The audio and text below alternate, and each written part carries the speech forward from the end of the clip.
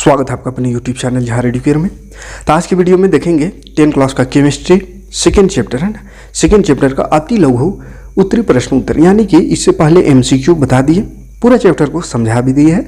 ना देखो तो पहले जो चैप्टर पढ़ाए हैं 4-5 पार्ट में है उस सबको देख लीजिए ताकि चैप्टर पूरा समझ में आ जाए। तो क्वेश्चन कहीं से भी आए आप क्वेश्चन को भी समझ सकते हैं और उसका आंसर भी दे सकते हैं। लेकिन चैप्टर नहीं पढ़े रहिएगा, सिर्फ क्वेश्चन पढ़िएगा तो रटना पड़ेगा फिर, ठीक है। तो अगर आप चाहते हैं कि क्वेश्चन एक झलक देखें और उसका आंसर अपने आप बना ले, एक बार में समझ में आ जाए आंसर, रटना ना पड़े, तो उसके लिए आपको क्या करना होगा, पूरा चैप्टर को समझना होगा अच्छे से। तो पढ़ा चुके हैं चैप्टर, प्ले लिस्ट में जाइए, डिस्क्रिप्शन में लिंक दे देंगे। आज का वीडियो में शॉर्ट क्वेश्चन, एकदम शॉर्ट, जो एक वर्ड में है ना, क्योंकि पैटर्न चेंज हो गया है। MCQ रहेगा, उसके बाद का जो क्वेश्चन रहेगा उसमें एक वर्ड में आंसर देना है, उसके बाद जो क्वेश्चन रहेगा उसमें 2-3 लाइन में आंसर देना है, उसके बाद रहेगा थोड़ा सा लॉन्ग। तो उसी तरह का क्वेश्चन MCQ हो गया, उसके बाद सब्जेक्टिव में जैसा जैसा क्वेश्चन आएगा वो सारे क्वेश्चन यहाँ पे आपको दिखाएंगे। तो चलिए एक वर्ड में आंसर वाला पहले देख लेते हैं। अम्ल क्षारक और लवण चैप्टर का नाम है। हाँ, तो बोला खट्टे स्वाद वाली वस्तु में कौन सा पदार्थ पाया जाता है? तो खट्टे स्वाद वाला में अम्ल पाया जाता है। बस एक वर्ड में आंसर है। अम्ल का स्वाद कैसा होता है? तो अम्ल का स्वाद खट्टा होता है। इस तरह से एक वर्ड वाला आंसर क्वेश्चन पूछ सकता है। लिटमस पत्र पर अम्ल का क्या प्रभाव पड़ता है? तो अम्ल जो है नीला लिटमस पत्र को लाल कर देता है। इसका शॉर्टकट तरीका बताए थे। कैसे कंफ्यूज हो जाता है आदमी, नीला को लाल करता है कि लाल को नीला, क्षारक लाल करता है कि नीला करता है कि अम्ल क्या करता है, कन्फ्यूजन होता है। तो उसके लिए याद रखिएगा, अम्ल का ल आता है, ल से लाल याद करिएगा, है ना। अम्ल का जो ल है लास्ट में, उससे समझिएगा कि लाल ये करता है। तो किसको लाल करेगा? नीला को। कहे कि नीला और लाल दो ही तरह का लिटमस पत्र होता है। किस प्रकार के आयन बनते हैं जब अम्ल को जल में विलय किया जाता है? यानी जल में अगर अम्ल को घोले तो क्या आयन बनाता है? तो ये हाइड्रोजन आयन बनाता है, H+ आयन, ठीक है। इस तरह क्षारक अगर पूछे तो OH- आयन है ना। क्या होता है जब नीला लिटमस पत्र HCl में डालते हैं, नीला, तो HCl क्या है वो समझना होगा। HCl अम्ल है और अम्ल का गुण है नीला को लाल करना। तो नीला लिटमस पत्र डालेंगे तो वो लाल हो जाएगा क्योंकि HCl अम्ल है। अगला क्वेश्चन है, अम्ल का सबसे मुख्य गुण क्या है? तो यह क्षारक को उदासीन कर देता है, क्षारकों को उदासीन करता है। यानी अम्ल और क्षारक को मिला दे तो विलयन जो है उदासीन हो जाता है, न्यूट्रल हो जाता है, ठीक। किस प्रकार के आयन बनते हैं जब क्षार को जल में विलय किया जाता है? क्षार को अगर जल में घोला जाए तो वो जो बनता है, आयन बनाता है, वो है OH- आयन, ठीक है, OH-। और अम्ल अगर पानी में घोले तो H+ आयन बनाता है, ठीक। अगला है, क्षारकीय पदार्थों का स्वाद क्या होता है? तो क्षारक जो है कड़वा होता है और अम्ल कैसा होता है? तो अम्ल खट्टा होता है। अम्ल क्षारक सूचक का नाम बताइए जो लीचेन से निकाला जाता है। तो लीचेन से लिटमस विलयन निकाला जाता है, जिससे लिटमस पत्र बनाया जाता है। क्षारकों का सबसे मुख्य गुण क्या है? तो ये अम्ल को उदासीन करेगा। अम्ल का मुख्य गुण है क्षारक को उदासीन कर देगा, यानी क्षारक का जो कड़वापन है उसको दूर कर देता है, और क्षारक का गुण है कि अम्ल का खट्टापन को दूर कर देगा, ठीक है। सोडियम हाइड्रोक्साइड का लिटमस पत्र पर क्या प्रभाव पड़ता है? सोडियम हाइड्रोक्साइड का लिटमस पत्र पर क्या प्रभाव पड़ता है? तो सोडियम हाइड्रोक्साइड बाबू याद रखना, जानना पड़ेगा कि अम्ल है कि क्षारक है, तब ना पता चलेगा कि लिटमस को क्या करेगा। अगर अम्ल होगा तो नीला को लाल करेगा, क्षारक होगा तो लाल को नीला करेगा। तो यहाँ पर लिटमस पत्र पर क्या प्रभाव पड़ेगा सोडियम हाइड्रोक्साइड का? तो सोडियम हाइड्रोक्साइड का सूत्र NaOH, और OH जहाँ पे आवे कहेंगे क्षारक है, बताए थे OH आवे तो क्षारक समझिएगा उसको, ठीक है। तो क्षारक है ये। तो क्षारक क्या करेगा? लाल को नीला कर देगा।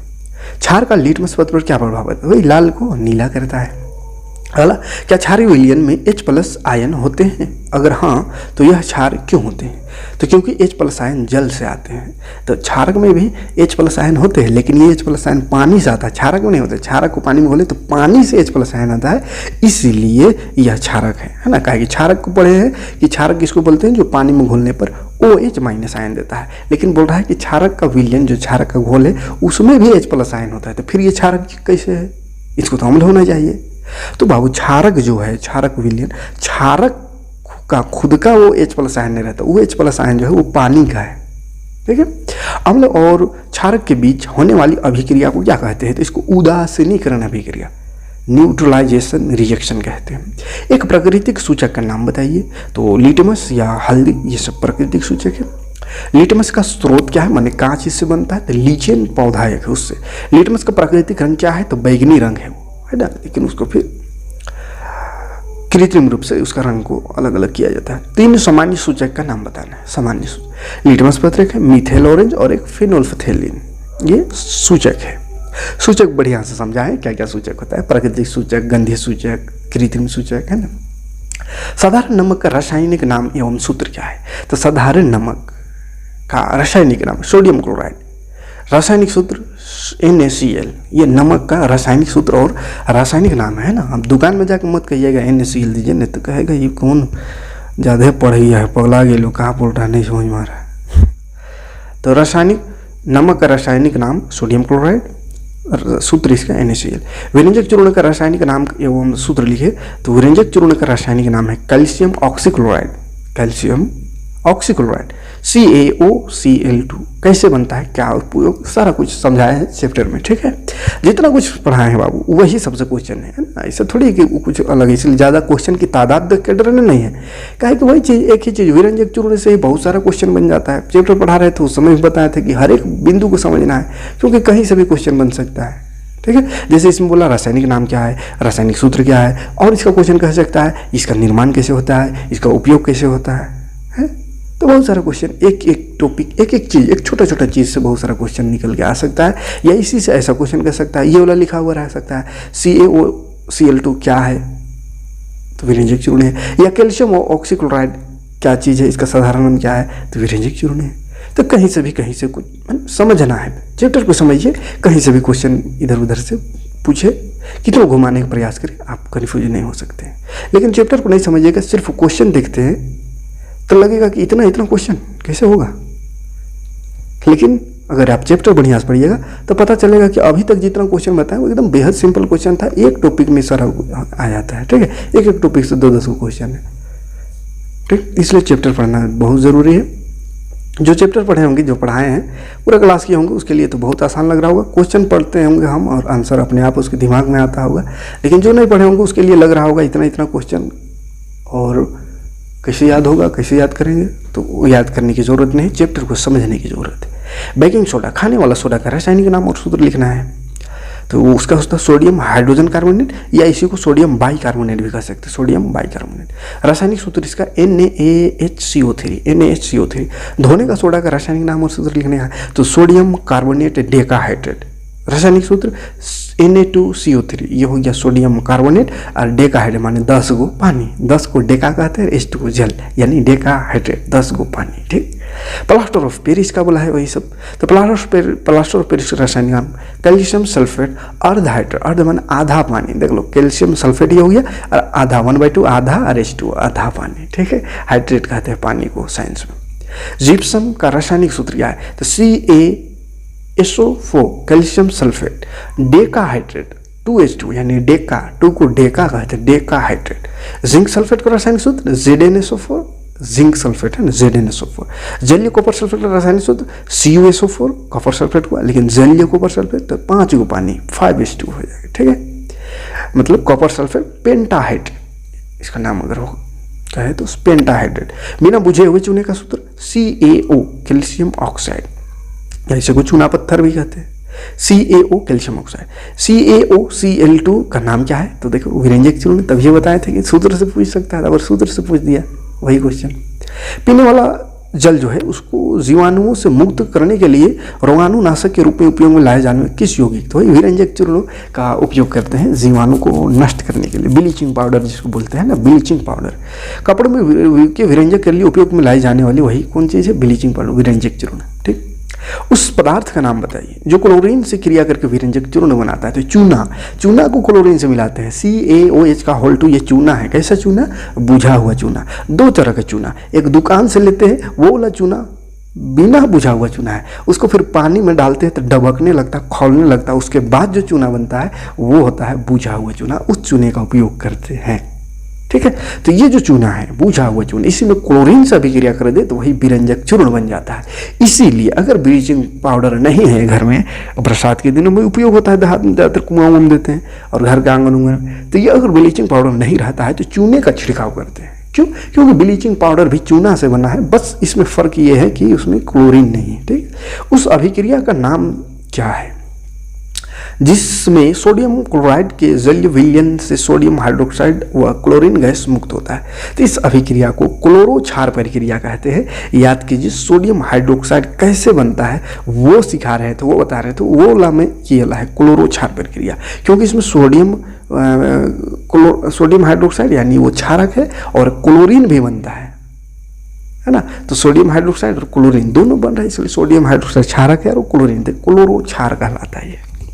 Sodium hydroxide, sodium hydrogen carbonate यानी सोडियम बाइकार्बोनेट के विलयन को गर्म करने पर क्या होगा, इस अभिक्रिया के लिए समीकरण लिखे। तो ये सोडियम बाइकार्बोनेट है, इसको गर्म करेंगे तो सोडियम कार्बोनेट प्लस जल प्लस कार्बन डाइऑक्साइड 3 चीज बनता है। धावन सोडा, धावन माने धोने वाला सोडा का जलीय घोल अम्लीय होता है, यह क्षारीय, तो ये क्षारीय होता है। धोने वाला सोडा क्षारीय होता है, चाट के देखिए कड़वा होता है। निरमा, वॉशिंग पाउडर, निरमा को साबुन, वो सब क्षारक है। कठोर जल को मृदु करने के लिए किस सोडियम यौगिक का उपयोग किया जाता है?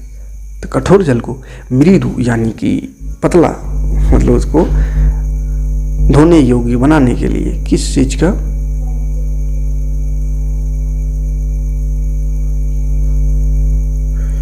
उपयोग किया जाता है?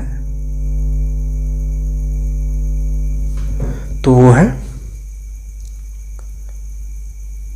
सोडियम कार्बोनेट डेकाहाइड, धोने वाला सोडा का है ना। चलिए, जल के अस्थायी कठोरता हटाने के लिए वही सोडियम कार्बोनेट का उपयोग होता है ना। यौगिक का नाम वही सोडियम कार्बोनेट डेकाहाइड्रेट है ना, मतलब धोने वाला सोडा। अपच के उपचार करने के लिए किस औषधि का उपयोग होता है? अपच माने अनपच हो गया तो एंटा एसिड का उपयोग करते हैं। ठीक है, एसिड को मारने वाले, एसिडिटी हो गया तो एंटा एसिड का उपयोग करते हैं, जैसे खाने वाला सोडा या मिल्क ऑफ मैग्नीशिया, इनो, ये सब है ना। ये क्या है? कैल्शियम सल्फेट अर्धहाइड्रेट, यानी ये क्या है? प्लास्टर ऑफ पेरिस है। प्लास्टर ऑफ पेरिस की जल के साथ अभिक्रिया, तो जल के साथ इसको अभिक्रिया कराएंगे तो ये बन जाता है फिर से gypsum, CaSO4 calcium sulphate decahydrate, यानी जिप्सम बन जाता है, पत्थर जैसा था पहले वैसे। अस्पताल में टूटी हुई हड्डी को एक जगह क्या करते हैं उसके लिए? तो प्लास्टर ऑफ पेरिस है ना। तो पूरा क्वेश्चन पढ़ने की जरूरत तो नहीं, कहा हुआ समझ में आ रहा है। टूटी हुई हड्डी का बात कर रहा है तो वहाँ प्लास्टर ऑफ पेरिस होता है, सूत्र उसका ये होता है कैल्शियम सल्फेट अर्धहाइड्रेट। फिर वही चीज़ है चिकित्सा के क्षेत्र में और खिलौना बनाने में क्या, तो वही प्लास्टर ऑफ पेरिस। फिर बोला यदि प्लास्टर ऑफ पेरिस के निर्माण के समय गर्म करने की प्रक्रिया को नियंत्रण ना किया जाए तो क्या पदार्थ बनता है? तो निर्जलीय कैल्शियम सल्फेट। अगर इसका जो हीटिंग को अगर कंट्रोल ना करा जाए तो निर्जलीय कैल्शियम सल्फेट बन जाता है। ठीक है, कैल्शियम सल्फेट निर्जलीय माने बिना जल वाला। और ये क्या है? ये ग्लूकोज C6H12O6 है ना, ये तो ग्लूकोज है, इसका नाम पूछा है तो ग्लूकोज। कोई विलयन अंडे के पीसे हुए कवच से अभिक्रिया कर एक गैस उत्पन्न करता है जो चूने के पानी को दूधिया कर देता है। इस विलयन में क्या होता है? तो कोई विलयन है, वो अंडा का पीसा हुआ जो कवच है उससे अभिक्रिया करेगा तो वो गैस उत्पन्न करेगा, और वो वाला गैस जो है चूना पानी को दूधिया कर देता है, तो वो गैस कार्बन डाइऑक्साइड है। लेकिन वो विलयन कौन सा है? तो HCl को पीसे हुए अंडे के कवच से अभिक्रिया कराओ तो कार्बन डाइऑक्साइड गैस निकलता है और वो दूधिया कर देता है पानी को, चूने पानी को। अगला है सोडियम हाइड्रोक्साइड का 10 ml विलयन HCl का 8 ml विलयन से पूर्णतः उदासीन हो जाता है। यदि हम NH को उसी विलयन का 20 ले तो इससे उदासीन करने के लिए HCl कितना लेना होगा? तो 10 को 8 लेना पड़ता है, तो 20 ले रहे हैं तो 8 दूनी 16 लेना पड़ेगा, सिंपल सी बात है। कोई विलयन लाल लिटमस पत्र को नीला कर रहा है, लाल को नीला कर रहा है मतलब क्षारक होगा, तो इसका pH मान कहा है? तो क्षारक का pH मान 7 से अधिक होता है।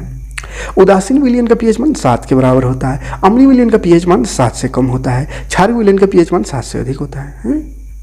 शुद्ध जल का pH मान एकदम 7 होता है। pH स्केल का प्रसार क्या होता है? 0 से 14 तक होता है। किस pH प्रास में है ना, मैंने कितना तक जो pH है उसमें हमारा शरीर कार्य करता है। तो 7.0 से 7.8, 7.0 से कम हो या 7.8 से ज़्यादा हुआ तो गड़बड़ है, तबीयत खराब होने से। मुंह का pH मान 5.5 से कम होने पर क्या प्रारंभ हो जाता है? तो इनेमल का संरक्षण माने संक्षारण, यानी दांत सड़ने लगेगा, गलने, कीड़े उड़े लगने लगेगा, ठीक है। इसलिए ऐसा दंतमंजन, ऐसा ब्रश, ऐसा टूथपेस्ट का उपयोग करना चाहिए जिसमें क्षारक हो, है ना, ताकि मुंह में अम्लता ना बढ़े। इसलिए नीम का दतून का उपयोग करना चाहिए, वो प्राकृतिक क्षारक है। कोलगेट उलगेट में हाँ, दंतमंजन जो ललका वाला रहता है वो फिर ठीक है, लेकिन आजकल कौन उसको करता है? स्टाइल वाला करता है, रंगीन रंगीन, लाल, पियर, हरियर, ब्लू, है ना, ऐसा टूथपेस्ट एकदम स्टाइल वाला। ब्रश भी वैसे। पेट उदर में किस प्रकार का अम्ल का निर्माण होता है? तो HCl बनता है वो पेटवा में, है ना। मधुमक्खी के डंक में कौन सा अम्ल होता है? तो मेथेनोइक अम्ल होता है। नेटल का डंक में बिच्छू बूटी, नेटल एक पौधा होता है, ठीक है, दिखाए थे वीडियो में। वो कैसा रहता है? पुटूस का पतई जैसा दिखता है ना। कि डंक के प्रभाव को कम करने के लिए प्रयुक्त एक पौधे का नाम बताए। तो कौन सा पौधा है जो कि अगर ये बिच्छू बूटी जो है नेटल का पौधा वो डंक मार दे, उसमें जलन होता है, डंक मार दे। बरसात में भी उगा हुआ है। पहले हम लोग खेलते थे, पतैया तोड़ लेते थे और किसी का गाल में छाप देते थे या किसी का कपड़ा के अंदर डाल देते थे, छिछमिछाले चलता था। तो वैसा करने होता है, मतलब उस बीच बड़ा जो डंक मारता है, खुजली आने लगता पूरा। तो वैसे सिचुएशन में कौन सा पौधा है जो इसको ठीक करेगा? तो डॉग पौधा एक होता है, उसका पत्ता को फिर रगड़ दो तो ठीक हो जाता है। लेकिन डॉग पौधा इधर नहीं होता है, खाली खुजलिया वाला रहता है। अम्लीय वर्षा क्या है? तो अम्लीय वर्षा क्या है? जब पीएच मान, बारिश का पानी जो है उसका पीएच मान 5.6 से कम हो तो उसी को अम्लीय वर्षा कहते हैं। पीएच का मान क्या होगा जब अम्ल की मात्रा किसी जल में बढ़ाते जाएंगे, माने अम्ल को बढ़ाते जाएंगे जल में, तो पीएच मान का होते जाएगा 7 से कम, 7 से कम घटते जाएगा, है ना। जल में क्षार मिलाने पर उसके पीएच मान कैसे बदलेगा? तो जल है उसमें क्षारक मिलाते जाएंगे तो पीएच मान 7 से क्या होगा? बढ़ते जाएगा। क्षारक का 7 से अधिक होता है ना। और चींटी के डंक में कौन सा अम्ल पाया जाता है? ये मेथेनोइक अम्ल। नेटल के डंक में कौन सा? तो वही मेथेनोइक अम्ल। डंक में मेथेनोइक है ना, डंक आवे तो मेथेनोइक अम्ल। नींबू में सिट्रिक अम्ल, संतरा में सिट्रिक अम्ल, माने खट्टा फल जो है उसमें सिट्रिक अम्ल। और सिरका में एसिटिक अम्ल। खट्टा दूध में लैक्टिक अम्ल होता है ना, लैक्टिक अम्ल। टमाटर में कौन सा अम्ल? तो ऑक्जेलिक अम्ल टमाटर में। इमली में टार्ट्रिक अम्ल, टार्ट्रिक अम्ल किस में? तो इमली में है। टमाटर में ऑक्जेलिक, इमली में टार्ट्रिक। तो ये रहा एकदम शॉर्ट, एक वर्ड में आंसर, है ना। अब आते थोड़ा सा लॉन्ग लिखने को आवे तो कैसे लिखेंगे, ठीक है। तो ये रहा थोड़ा सा लॉन्ग चीज वही में है बाबू, है ना। घबराना नहीं कि इतना क्वेश्चन कैसे होगा, देख कुछ अलग थोड़ी आ रहा है, फिर से आ गया हम सारा। बस क्वेश्चन कैसा पूछ सकता है, कितना हद तक क्वेश्चन पूछ सकता है, वो सारी चीज को दिखा दे रहे हैं। मतलब ऐसा हो ही नहीं सकता है कि इससे हट के कोई क्वेश्चन पूछ दे। जितना टाइप का क्वेश्चन बन सकता है सारा क्वेश्चन को दिखा दे रहे, ठीक है। तो बस आइडिया लेना है, डरना नहीं है कि इतना क्वेश्चन कैसे करे। जैसे इधर कितना क्वेश्चन दिखा दिए 68 गो, कोई नंबर हुआ देख कहेगा हाय बाप 68 गो क्वेश्चन कैसे याद होगा? अरे बकलोलवा, याद थोड़ी करना है इसको। एक चीज से 17 गो क्वेश्चन है तो 17 को रटत रहिएगा, चैप्टर समझना है खाली, और एक बार रिवाइज करना। ये रिवाइज हो रहा है ना। अब देखो थोड़ा लॉन्ग वही चीज भी ना आ रहा है। हम लोग वहाँ भी आया था, क्या होता है? खट्टा होता है, पीएच उसका आयन जो है प्लस आयन देता है जल के घुल करके। क्षारक कड़वा होता है और जल में वो OH- आयन देता है। तो वही चीज़ वही नहीं, बस इसमें थोड़ा लॉन्ग वाला बता दे रहे हैं। क्वेश्चन खाली मतलब कैसा क्वेश्चन पूछ सकता है, अगर लॉन्ग लिखने को कहा तो उसको दिखा रहे हैं, ठीक है। हम लोग क्षारक में परिभाषा दे कहेगा तो हम लोग वह पदार्थ है जो जल में घुलकर H+ आयन देता है, मेन परिभाषा यही है। लेकिन वो रट लेता है हम लोग, खट्टा होता है, कड़वा होता है क्षारक। तो स्वाद है उसका बाबू, स्वाद है। अगर कहेगा अम्ल का परिभाषा दो या अम्ल क्या है, तो ये नहीं कहना है कि अम्ल खट्टा होता है, ये उल्टा जवाब नहीं हो जाएगा। अम्ल का अगर कहेंगे स्वाद कैसा है, कैसा लगता है उसको खाने से, चाखने से, तब कहेगा अम्ल खट्टा लगता है। ये क्षारक कैसा लगता है? तो कड़वा लगता है। अब कहेंगे क्षारक क्या है? तो कड़वा है। यही कोनो जवाब है। क्षारक क्या है वो बताना है, या अम्ल क्या है वो। तो उसका डिफिनेशन है जो जल में घुलकर H+ देता है वो है अम्ल, और जो जल में घुलकर OH- आयन देता है वो है क्षारक। क्लियर? और इसका जो एक नेचर है, नेचर उसका गुण प्रकृति है कि ये नीले लिटमस पत्र को लाल कर देता है। कौन? अम्ल। इससे पहले भी बहुत बार जिक्र हुआ है, क्वेश्चन आया इसका, है ना। तो वही जो 2 क्वेश्चन था वो 2 क्वेश्चन मिल के यहाँ 1 है। क्षारक वही जो जल में घुल कर OH माइनस आयन देता है और ये लाल लिटमस पत्र को नीला कर देता है। लवण किसको कहते हैं और किन्हीं दो लवण का नाम लिखना है। तो लवण अम्ल धातु के साथ मिलकर धातु का रासायनिक यौगिक बनाता है, जिसे लवण कहते हैं। तो अम्ल धातु से मिलता है तो उसका रासायनिक धातु का एक यौगिक बना देता है ना, उसको लवण कहते हैं। जैसे जिंक और ये अम्ल से मिला H2SO4, तो ये बन गया क्या, ZnSO4, जिंक सल्फेट। ठीक है, तो धातु अम्ल धातु के साथ मिलकर धातु का एक यौगिक बनाता है ना। अम्ल जो है वो धातु से मिला और यौगिक बना दिया, कोई चीज बना दिया, कोई पदार्थ बना दिया, है ना। यौगिक मतलब नहीं समझना है क्या चीज है, पदार्थ है ना, वही चीज को Zn मतलब का लवण कहते हैं। जैसे लवण का NaCl हो गया, sodium chloride, Na2SO4 sodium sulphate. दुर्बल अम्ल क्या है, चैप्टर पढ़ाए थे, दुर्बल अम्ल, प्रबल अम्ल, तनु अम्ल, सांद्र अम्ल, सब कुछ समझाए। हाँ, अगला प्रश्न, दुर्बल अम्ल किसे कहते हैं? 2 उदाहरण देना है। देखो, दुर्बल अम्ल, प्रबल क्षारक, दुर्बल क्षारक, तनु अम्ल है, सांद्र अम्ल, सारे कुछ समझा दिए हैं चैप्टर में। जो चैप्टर पढ़ रहा हूँ वो आंसर बोल चुके होंगे अभी तक, जो चैप्टर जो पढ़े होंगे, तो इसीलिए बार बार बोलते हैं चैप्टर को पढ़िए पूरा, है ना, समझाएं पूरा एकदम भयानक। वैसे अम्ल जो जल में घुलकर कम हाइड्रोजन देवे, ये जो हाइड्रोजन आयन है वो H+ कम निकलेगा, तनी, तो उसको दुर्बल अम्ल कहते हैं। ठीक है, जैसे दुर्बल माने कमजोर, दुबला पतला, है ना। H2CO4 माने का कार्बोनेट, H2SO4, CH3COH एथेनोइक अम्ल, और ये कौन सा अम्ल है, कार्बोनेट अम्ल,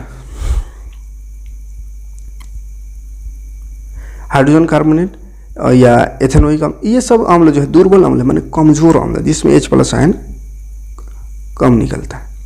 अब प्रबल अम्ल, प्रबल माने स्ट्रॉन्ग, अंग्रेजी में स्ट्रॉन्ग, मजबूत कहते हैं। तो H+ आयन ज़्यादा निकलेगा तो मजबूत, जैसे HCl हाइड्रोक्लोरिक, H2SO4 सल्फ्यूरिक अम्ल, ये सब जो है वो स्ट्रॉन्ग। सूचक क्या है? सूचक सूचना देता है, इंडिकेटर इंग्लिश में कहते हैं। क्या चीज़ का?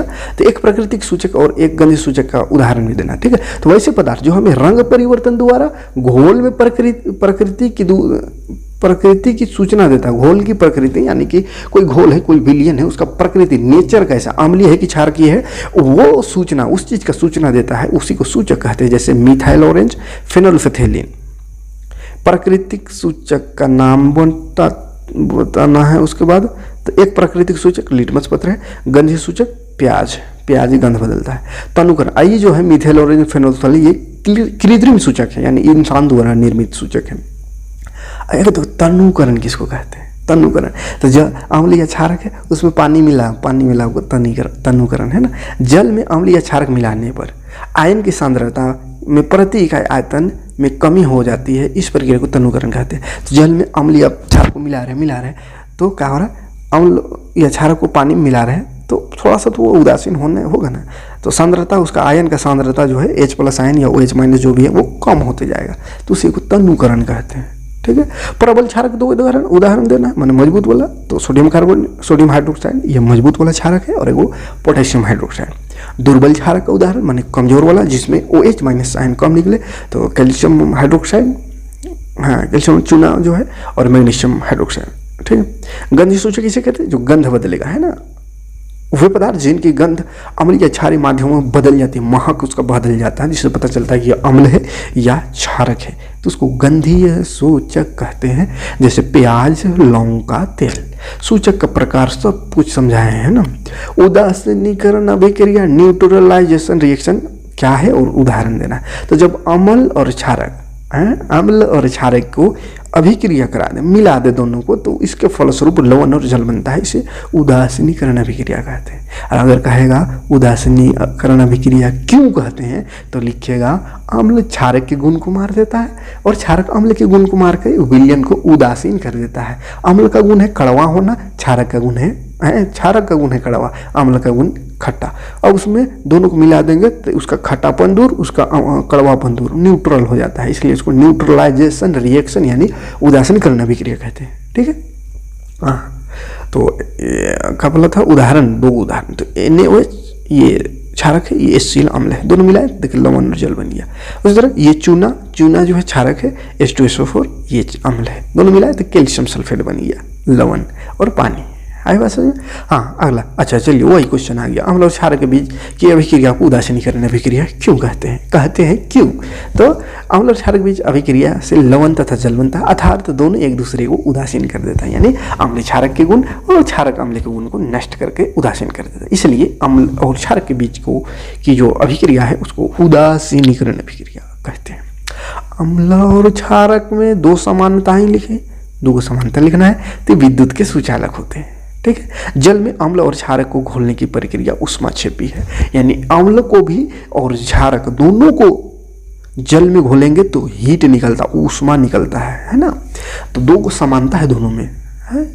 पहला समानता है कि दोनों में करंट लगता है, और दूसरा दोनों पानी में घोलेंगे तो ऊष्मा निकलता है। इसीलिए कभी भी क्षारक को यहाँ रख कर उसके ऊपर पानी नहीं देना है, नहीं तो हाथ उस जल सकता है, या अम्ल को रख के ऊपर पानी नहीं देना है, हाथ उस जल सकता है।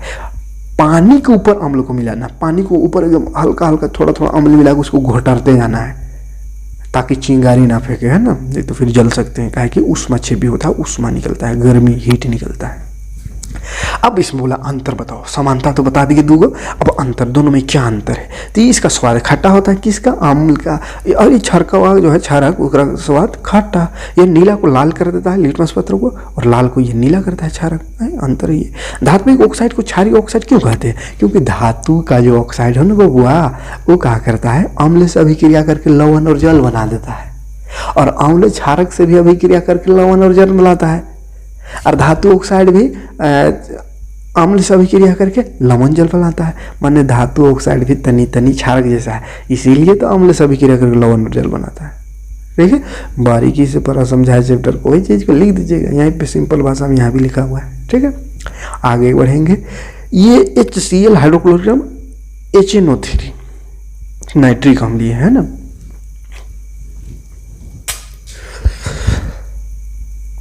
तभी ये नाइट्रिक अम्ल था बाबू वहाँ पे, तब सोचे कहाँ अम्ल दे दिया है, HCO3 लिख दिया था, NO3 था, है ना, NO3 HNO3 नाइट्रिक अम्ल आदि जलीय विलयन में अम्लीय अभिलक्षण क्यों प्रदर्शित करते हैं, जबकि एल्कोहल एवं ग्लूकोज जैसे यौगिकों के जल विलयनों में अम्लीयता की अभिलक्षण नहीं प्रदर्शित होता है।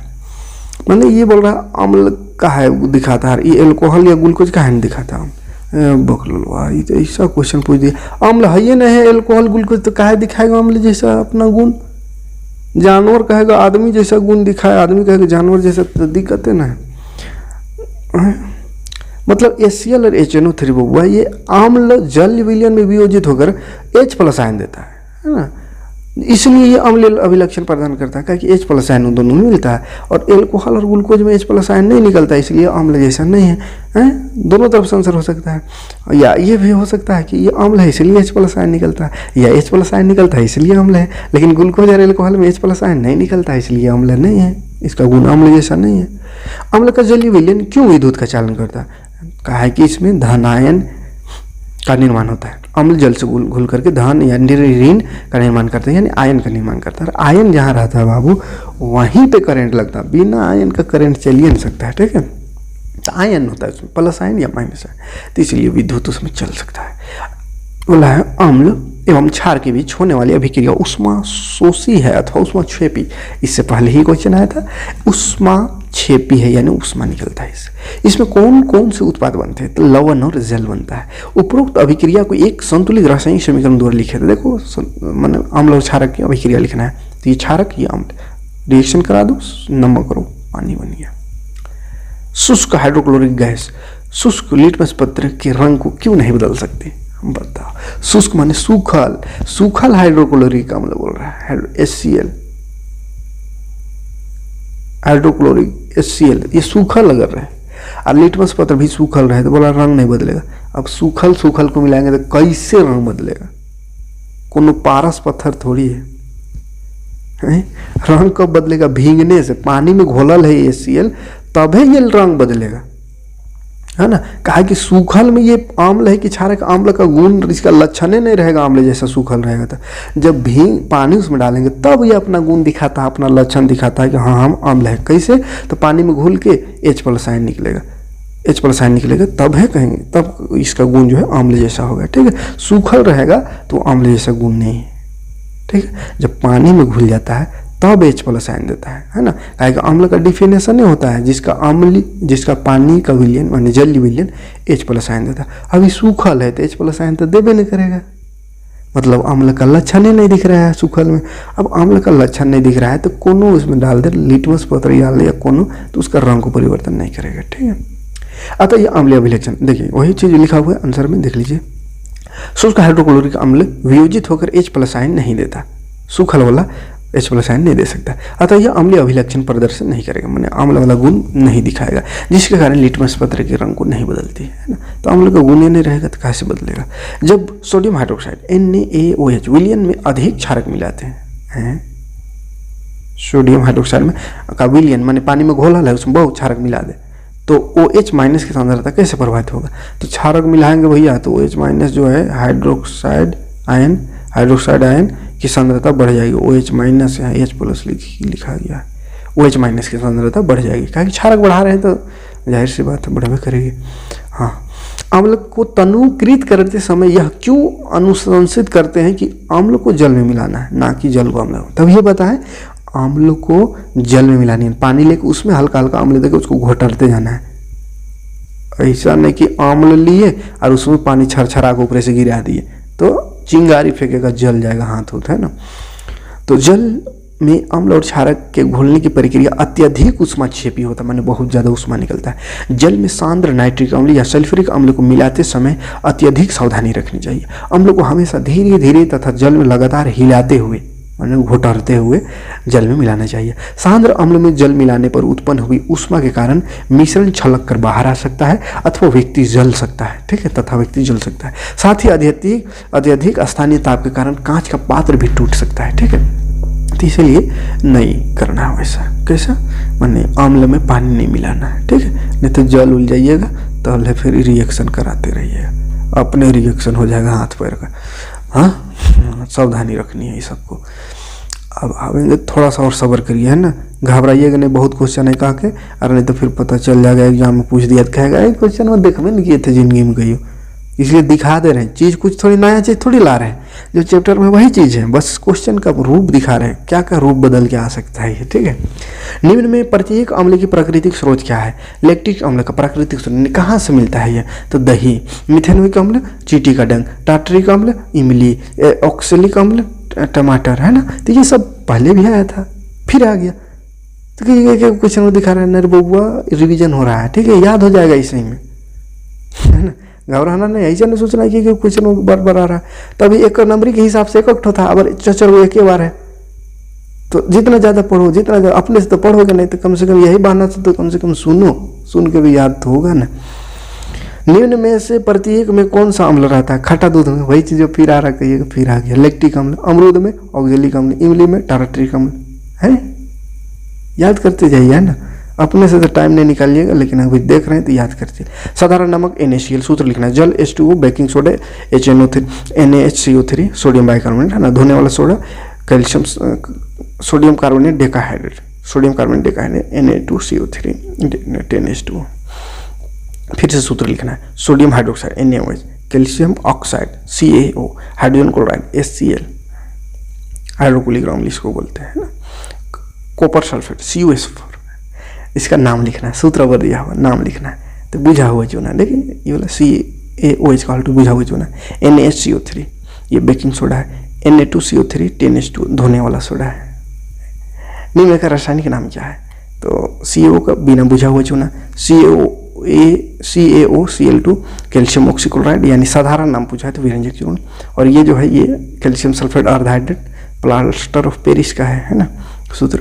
आगे देखो तो ये बुदबुदाहट का क्वेश्चन है। प्रखंडली समान लंबाई मैग्नीशियम की पट्टी ले। प्रखंडली में हाइड्रोक्लोरिक अम्ल HCl। प्रखंडली बी में एसिटिक अम्ल, दो अम्ल लेना है। किस प्रखंडली में तेजी से बुदबुदाहट होगी, तो पर्सनली ए में बूट बहुत ज़्यादा होगा हाइड्रोक्लोरिक का है कि हाइड्रोक्लोरिक जो है इसमें ज़्यादा H+ आयन निकलेगा, है ना, कहा कि ये प्रबल अम्ल है। ठीक है, अम्ल के विलयन को तनुकृत करते समय हाइड्रोनियम आयन की सांद्रता कैसे प्रभावित हो जाती है? तो ये हाइड्रोनियम आयन जो है यानी H+ आयन या H3O+ आयन भी निकलता है। ठीक है, तो ये आयन की सांद्रता कम हो जाती है अगर उसमें पानी मिलाएंगे। तनुकृत करना मैंने पानी मिलाएंगे कोई चीज़ में, जैसे चीनी का घोल उसमें पानी मिलाते जाओ तो चीनिया का जो मीठापन है कम होबे करेगा। या नमक का घोल है उसमें पानी मिला दो, अतवाइन पानी मिला दो तो नमक का स्वाद खत्म हो जाएगा। उसी तरह अम्ल है, तनुकृत करना माने पानी मिलाना, तो उसमें पानी मिला रहे हैं तो उसका जो गुण है H+ आयन देने का वो खत्म हो जाएगा, धीरे धीरे कम हो जाएगा। pH स्केल किसको कहते हैं? तो pH स्केल किसको कहते हैं? तो किसी विलयन में उपस्थित हाइड्रोजन आयन की सांद्रता ज्ञात करने के लिए एक स्केल विकसित किया गया है जिसे pH स्केल कहते हैं। pH के मान से आप क्या समझते हैं? तो किसी घोल का pH मान 10 के ऋणात्मक घात की वह संख्या है, देखिए 10 के ऋणात्मक 10 के पावर -2 -3 ऐसा वह संख्या है जो उस घोल का हाइड्रोजन आयन सांद्रण प्रकट करता है। ठीक है, तो देख बाबू ये एक चीज़ समझिए, यहाँ पे pH हम लोग कहते हैं कि 0 से 14 तक रहता है इसका मान, लेकिन ये 0 से 14 जो सिंपल वाला 1 2 3 4 वाला नंबर नहीं है, ये 10 का पावर में है। तो 10 का पावर ना लिख करके शॉर्ट में 1 से 14 तक लिखते हैं, 0 से 14, है ना। लेकिन ये ओरिजिनल में क्या है, जैसे किसी का 1 है माने 10 का पावर -1, किसी का 2 है pH मान यानी 10 का पावर -2 है। ठीक है, इतना आयन उसमें निकल रहा, आयन की सांद्रण इतना है। ठीक है, तो ये माइनस में 10 के ऋणात्मक घात में होता है। ठीक है, लेकिन शॉर्ट में हम 1 2 3 4 5 14 तक लिखते हैं। H+ आयन की सांद्रता का विलयन की प्रकृति पर क्या प्रभाव पड़ता है? तो विलयन की प्रकृति जो है H+ के आयन की सांद्रता जो है बढ़ता है, हाइड्रोजन आयन यानी H+ का सांद्रता बढ़ता है और विलयन और अधिक अम्लीय होता जाता है। तो H+ आयन बढ़ रहा है माने अम्ल बढ़ते जाएगा, कम हो रहा है तो घटते जाएगा। एक शीतल पेय माने ठंडा पिए, है ना, ठंडा जो पेप्सी कोला है उसका pH मान 4 है। नीले और लाल लिटमस पत्र में क्या प्रभाव पड़ेगा? तो pH 4 है बाबू, तो अम्ल होगा। अम्ल क्या करता है? लाल करता है, तो नीले को ये लाल कर देगा। ठीक है, और लाल को क्या करेगा? तो लाल को कुछ नहीं करेगा, कहा कि अम्ल का गुण है नीला को लाल करना, लाल को नीला नहीं कर सकता अम्ल, वो क्षारक का काम है। ठीक, आश्रित जल विद्युत का चालक क्यों नहीं करता जबकि वर्षा का जल करता है? बहुत इंपॉर्टेंट क्वेश्चन। ठीक है, आश्रित जल में H+ आयन अलग नहीं होते, माने आश्रित जल बोलते हैं डिस्टिल वाटर, शुद्ध पानी, उसमें जितना भी पोषक तत्व जो भी तत्व रहता है पानी में उसको निकाल दिया जाता है, तो एकदम शुद्ध जल। तो शुद्ध जल में H+ आयन नहीं बनता। वर्षा जल में अम्ल भी होता है या अन्य अशुद्धियाँ भी होता है उसमें, इसलिए वो आयन बनाता है। तो आयन की उपस्थिति के कारण वर्षा जल विद्युत का चालन करता है और आश्रित जल में करंट नहीं लगता है, डिस्टिल वाटर में करंट नहीं लगता है क्योंकि उसका आयन को निकाल दिया गया है, आयन नहीं बनता उसमें, है ना, मतलब जो भी तत्व है उसमें घुला हुआ उसको निकाल दिया गया है। जल की अनुपस्थिति में जल का व्यवहार, अम्ल का व्यवहार अम्लीय क्यों नहीं होता? तो ये तभी इसी तरह का क्वेश्चन आया था। तो जल केवल जो अम्ल है वो केवल जल में घुलकर ही हाइड्रोजन आयन देता है, सूखल में हाइड्रोजन आयन नहीं देगा, है ना। तो जल की अनुपस्थिति में हाइड्रोजन आयन नहीं बन रहा है, इसी कारण है कि अम्ल का अम्लीय व्यवहार नहीं होता है सूखल में। पानी में घोलेंगे तब अपना ये दिखाता है पावर, है ना। हाँ, बहुत इंपॉर्टेंट क्वेश्चन और कुछ है, लास्ट तक बनी रहिए और थोड़ा सा सब्र करिए, थोड़ा देर और। ताज़ा दूध का pH मान 6 है, दही बन जाने पर pH मान में क्या परिवर्तन होता है? तो दूध में लैक्टिक अम्ल है, अर्थात जब दूध में दही बन जाता है तो वह अधिक अम्लीय हो जाता है, इसलिए pH मान 7-6 से कम हो जाता है। दही बनने पर 6 से कम हो जाता है। प्रति अम्ल यानी एंटा एसिड क्या है? इसके 2 उदाहरण। तो एंटा एसिड यानी एसिड को मारने वाला दवाई, है ना। तो ये मंद क्षारक है, मैंने छोटा कम धीरे धीरे हल्का फुल्का क्षारक है जो कि पेट में एसिडिटी हो सब हो गया तो उसको मारेगा। इससे अपच का उपचार किया जाता है यानी एसिडिटी का। मिल्क ऑफ मैग्नीशिया हो गया और sodium hydrogen carbonate, sodium bicarbonate जिसको कहते हैं धोने खाने वाला सोडा है। अम्ल और क्षारक जल में आयनित होते हैं। प्रत्येक से जल में उत्पन्न आयनों का नाम लिखना है। तो अम्ल और क्षारक दोनों में क्या क्या आयन बनता है? तो अम्ल में जो आयन बनता है वो होता है H3O, हाइड्रोनियम आयन कहते हैं, ठीक है, या H+ आयन, ये दोनों निकलता है। और क्षार में जो आयन निकलता है वो है OH- आयन।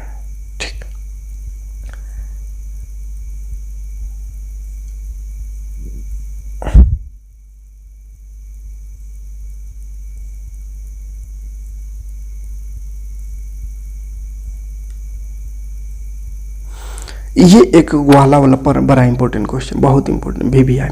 एक ग्वाला ताजे दूध में थोड़ा बेकिंग सोडा क्यों मिलाता है? 2 क्वेश्चन इसमें रहेगा। ताज़ा दूध के pH मान को 7 से 6 से बदलकर थोड़ा क्षारीय क्यों बनाता है? तो आंसर होगा बेकिंग सोडा की प्रकृति क्षारीय होता है। जब बेकिंग सोडा को दूध में मिलाया जाता है तो दूध की प्रकृति क्षारीय हो जाती है, यानी जल्दी खट्टा नहीं होगा, जल्दी खराब नहीं होगा। इसीलिए ग्वाला जो है दूध में बेकिंग सोडा थोड़ा सा मिला देता है ताकि जल्दी खट्टा ना हो, अम्लीय ना हो, ठीक है, दही ना बन जाए तुरंत। दूध को दही बनने में अधिक समय लगता है ऐसा करने से। क्यों? तो बेकिंग सोडा मिलाने पर दूध की प्रकृति क्षारीय हो जाती है जो इसे जल्द खट्टा होने या अम्ल होने या दही बनने से रोकती है। इसलिए दूध को दही बनने में अधिक समय लगता है। पीतल और तांबे के बर्तन में दही और खट्टा पदार्थ नहीं रखना चाहिए। ये भी बड़ा इंपॉर्टेंट क्वेश्चन है, ठीक है, क्यों नहीं रखना चाहिए? तो बाबू देखो, एक रिएक्शन बताए थे, अम्ल धातु से अभिक्रिया करके लवण और हाइड्रोजन गैस निकालता है, ठीक है। तो पीतल तांबा ये सब क्या है? धातु। और इसमें अगर अम्ल रख दे यानी खट्टा पदार्थ, तो दही और खट्टे पदार्थ में तो अम्ल होता है, तो अम्ल धातु के साथ अभिक्रिया करके लवण और हाइड्रोजन गैस बनाते हैं। अतः यदि ऐसे पदार्थों को तांबे के बर्तन में रखा जाता है तो अम्ल से अभिक्रिया कर बर्तन को संक्षारित कर देगा और खाने वाला जो चीज़ है उसमें भी हाइड्रोजन गैस निकलेगा तो खराब हो जाता है वो, ठीक है, इसलिए नहीं रखना है। क्लोरो क्षार प्रक्रिया किसे कहते हैं? ठीक है, तो ये सोडियम हाइड्रोक्साइड को बनाने का प्रक्रिया है, ठीक है। तो सोडियम क्लोराइड के जलीय विलयन कह सकते हैं ना, लवण जल से विद्युत धारा प्रवाहित करेंगे, सोडियम क्लोराइड के जलीय विलयन में विद्युत करंट देंगे तो यह वियोजित होकर सोडियम हाइड्रोक्साइड उत्पन्न करता है। इस प्रक्रिया को क्लोरो क्षार प्रक्रिया कहते हैं क्योंकि इसमें निर्मित उत्पाद जो है वो क्लोरीन है जिससे क्लोर बना है और सोडियम हाइड्रोक्साइड है जो कि क्षार है, तो इसलिए क्लोरो क्षार प्रक्रिया कहते हैं। और रिएक्शन लिख देना है। सोडियम हाइड्रोक्साइड का 3 को उपयोग लिखना है। तो धातु गिरीज हटाने के लिए साबुन अपमार्जक एवं कागज बनाने में, कृत्रिम फाइबर और कृत्रिम वस्त्र बनाने में। धोने का सोडा का निर्माण कैसे होता है? तो बेकिंग सोडा को गर्म करके सोडियम कार्बोनेट बनाते हैं। फिर जो सोडियम कार्बोनेट है उसको जल से क्रिस्टलीकरण करने से धोने का सोडा प्राप्त होता है, ठीक है। और ये रिएक्शन देख लीजिएगा, रिएक्शन, ठीक। ज़्यादा लंबा वीडियो हो रहा है, आप थोड़ा स्पीड से बोल रहे हैं। धोने का सोडा का उपयोग तो घर का साफ सफाई, जल कठोर अस्थायी कठोरता हटाने, कांच साबुन कागज ये सब उद्योग फैक्ट्री में है ना। किन्हीं दो जल योजित लवण का नाम, यानी जल जिसमें होता है, ठीक है, सूत्र एवं रंग को लिखना है। तो धावन सोडा का सूत्र सोडियम कार्बोनेट Na2CO3 10 गो पानी, ठीक है, 10 गो पानी। तो जल योजित लवण यही माने पानी जिसमें 10 गो 20 गो 5 गो ऐसा पानी है, ठीक है। तो H2 देखिए इसका रंग सफ़ेद होता है। कॉपर सल्फेट CuSO4 5 गो पानी 5H2, ठीक है, नीला रंग का होता है, नीला थोथा इसलिए। विरंजक चूर्ण किस प्रकार बनाया जाता है? तो शुष्क बुझा हुआ चूना सूखल वाला पर क्लोरीन से अभिक्रिया कर विरंजक चूर्ण बनाया जाता है। जैसे ये चूना है, क्लोरीन 40 डिग्री देना है, बन जाएगा कैल्शियम ऑक्सीक्लोराइड यानी विरंजक चूर्ण। और जल विरंजक चूर्ण का 3 महत्वपूर्ण उपयोग है। तो कपड़े को विरंजक कर लिया, रासायनिक उद्योग के उपचार के लिए और पीने वाले पानी में जीवाणु से मुक्त करने के लिए।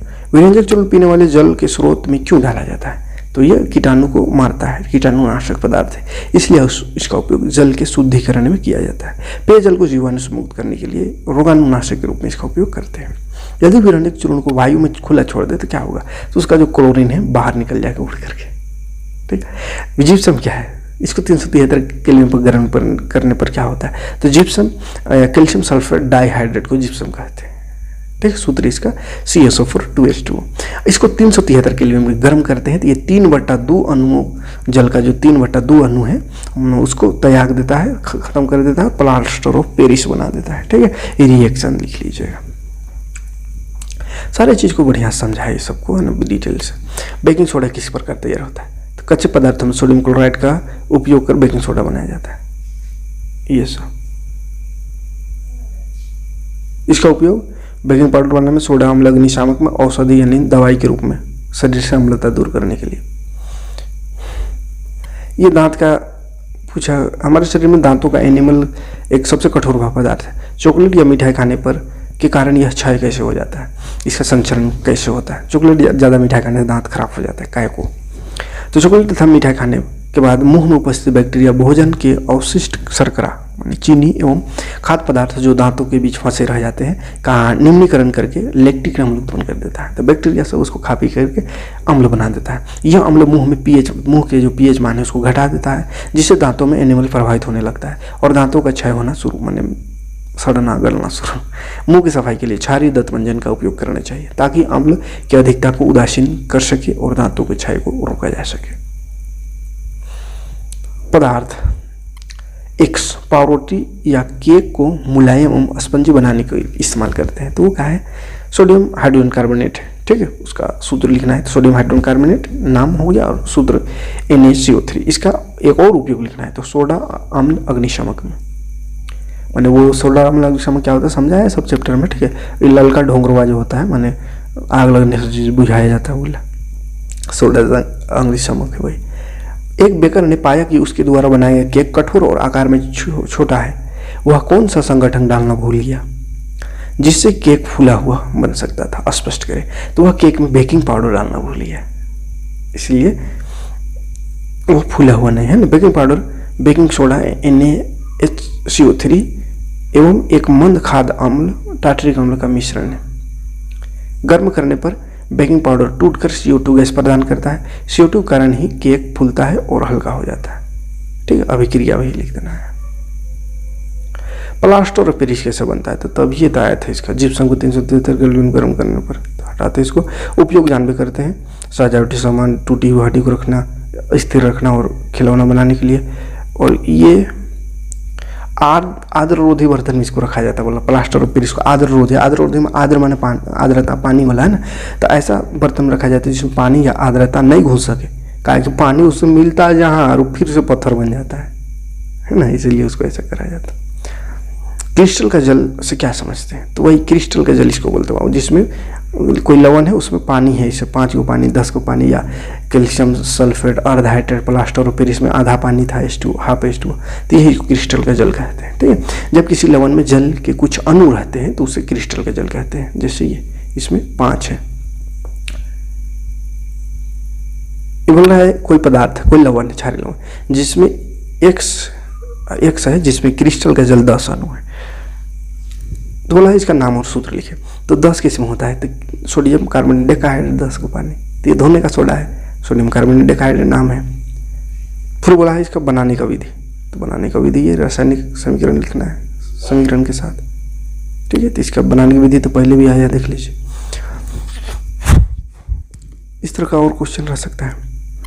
तनु सल्फ्यूरिक अम्ल दानेदार जिंक के साथ अभिक्रिया करता है। तो तनु सल्फ्यूरिक अम्ल जिंक के साथ अभिक्रिया करता है, जिंक सल्फेट और हाइड्रोजन गैस उत्पन्न होता है, रिएक्शन लिखिएगा।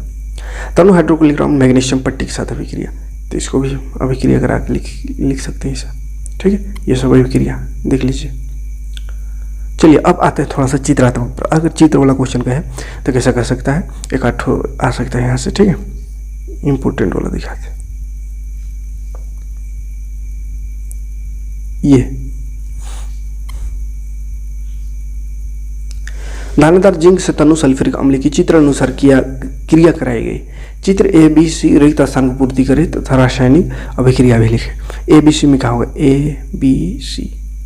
तो A में जो बुलबुला बन रही है, ये बुलबुला बोल रहा है, ये बुलबुला गैस का बुलबुला, तो गैस का बुलबुला जो है हाइड्रोजन गैस का है। B जो है फट फट का आवाज, ध्वनि, यहाँ पे बोल रहा है कि ध्वनि के साथ हाइड्रोजन का जलना, यहाँ पे जल रहा है, ये वाला ये का चीज कैसा ध्वनि के साथ जलेगा, ये तो फट फट फट फट करता है ना, तो फट फट। फिर C में ये वाला ये का विलयन है, तो ये साबुन का विलयन है। रिएक्शन फिर इसका लिखना है, तो रिएक्शन, ठीक। तो ऐसा चित्रात्मक क्वेश्चन एक आध पूछ सकता है। जैसे इस चित्र में A के क्या है यहाँ पे, ये कार्बन डाइऑक्साइड गैस है यहाँ पे। B में ये क्या है, तो ये फेनल कीप बोलते हैं इसको, है ना, थीसियल फेनल कीप। C ये वाला क्या, ये एक निकासी नली है और इसमें क्या रिएक्शन हो रहा है, तो ये।